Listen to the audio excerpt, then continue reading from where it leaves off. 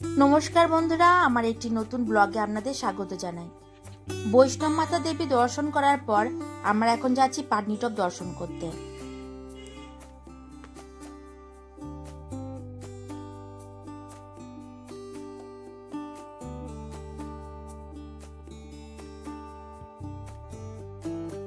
জম্মু ও কাশ্মীরের উধমপুর জেলায় অবস্থিত খুব সুন্দর হিল স্টেশন হচ্ছে পাটনিটপ। জম্মু ও কাশ্মীরের প্রাকৃতিক সৌন্দর্য এতই সুন্দর যে একে ভারতের ভূস্বর্গ বলা হয়। জম্মু ও কাশ্মীরে যারা বেড়াতে আসে সকলকেই এই পাটনিটপ আকর্ষিত করে। পাটনিটপ যাবার জন্য বাস ও ট্রেন সব সুবিধাই আছে। কাটরা থেকে পাটনির দূরত্ব প্রায় 85 কিলোমিটার হবে। এবার আমরা চলে এসেছি নাগ মন্দিরে। বলা হয় এখানে বাবা গাবা ব্রহ্মচারী হিসেবে প্রকট হয়েছিল। তারপর বাবা সাধুর রূপ ধারণ করে তপস্যা করেছিল। তপস্যা করতে করতে পিণ্ড রূপ ধারণ করেছিলেন। এই মন্দির হচ্ছে ইচ্ছাধারী নাগ মন্দির। এখানে যে শিবলিঙ্গটা আছে সেটা শিবলিঙ্গ নয়, নাগ বাবার রূপ। এই মন্দির বহু প্রাচীন।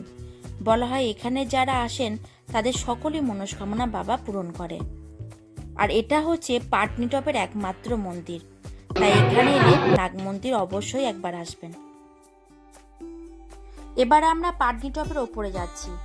দুই পাশে দেখুন কি সুন্দর দোকানগুলো।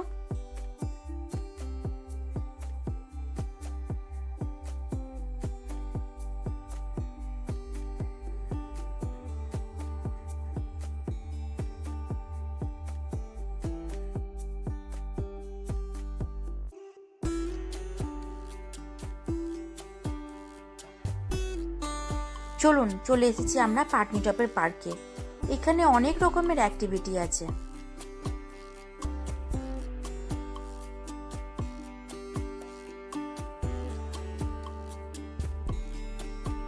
এই ভ্যালিটা ফটো তোলার জন্য আইডিয়াল জায়গা।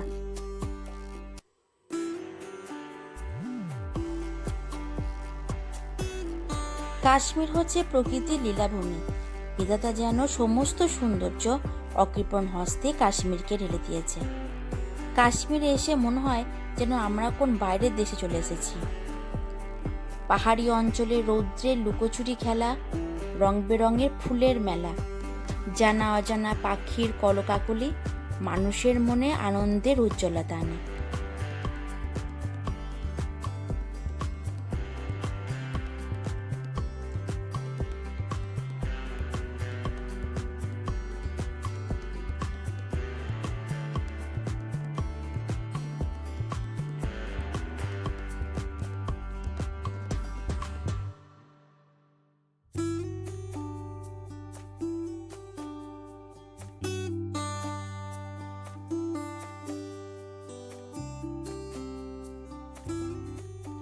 এবার আমরা বেরিয়ে পড়েছি পেহেলগাঁওয়ের উদ্দেশ্যে।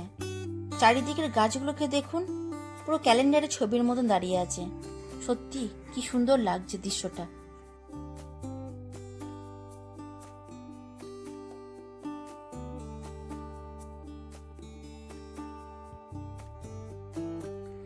দুই দিকে দুই মাঠ কি সুন্দর হলুদ হয়ে আছে দেখুন। এই অপরূপ সৌন্দর্য দেখে চোখ দুটো যেন জুড়িয়ে গেল। দূরে দেখুন আকাশ ও পাহাড় দুই মিলেমিশে যেন একাকার হয়ে গিয়েছে।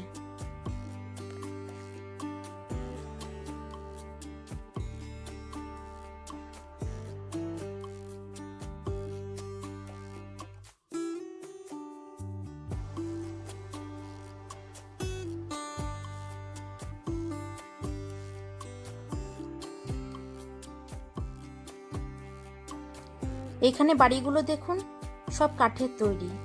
কি সুন্দর দেখতে লাগছে।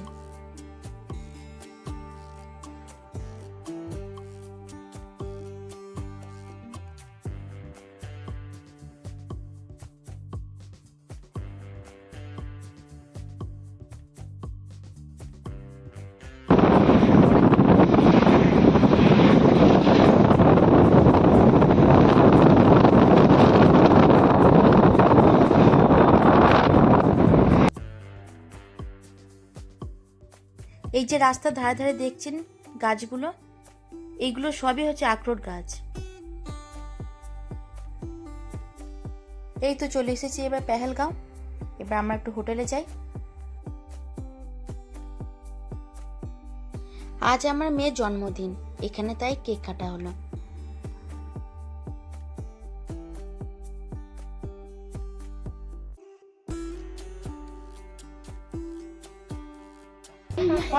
করুন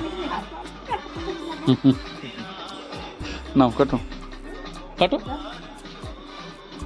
happy birthday to you, happy birthday to you, happy birthday to Adrija, happy birthday to you.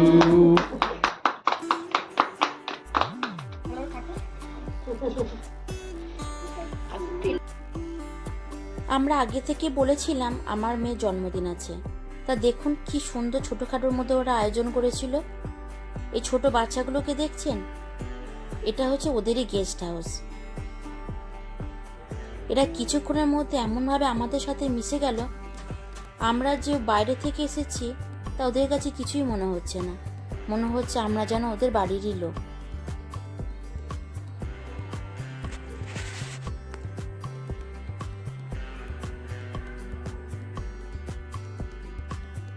আর আমার মেয়ের সাথে এত ভালোভাবে মিশে গিয়েছে যে আমার মেয়েকে ওদের বাড়ি নিয়ে যাচ্ছে, ওরা আমাদের বাড়িতে আসছে, খেলনা দেখাচ্ছে, বই দেখাচ্ছে, বসে বসে গল্প করছে। সত্যি খুব ভালো ছিল ওরা। জানি না ওদেরকে আর কোনোদিন দেখতে পাবো কিনা, কিন্তু এই স্মৃতি সারা জীবন মনের খাতায় বন্দী হয়ে রইল।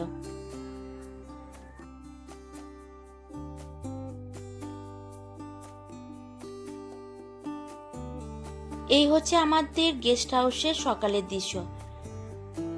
গেস্ট হাউসের পাশে পাহাড়টা দেখুন, পুরো বরফে ঢাকা, কি অপূর্ব সৌন্দর্য লাগছে। এখান থেকে চলে আসার সময় আমার মেয়ে ও আমাদের মনটা খুবই খারাপ ছিল। ভারাক্রান্ত মন নিয়ে আজ ভিডিও তাহলে এখানেই শেষ করি। ভালো থাকবেন, সুস্থ থাকবেন, আর ভালো লাগলে ভিডিওটা লাইক করে দেবেন। আবার দেখা হবে নতুন একটি ব্লগে।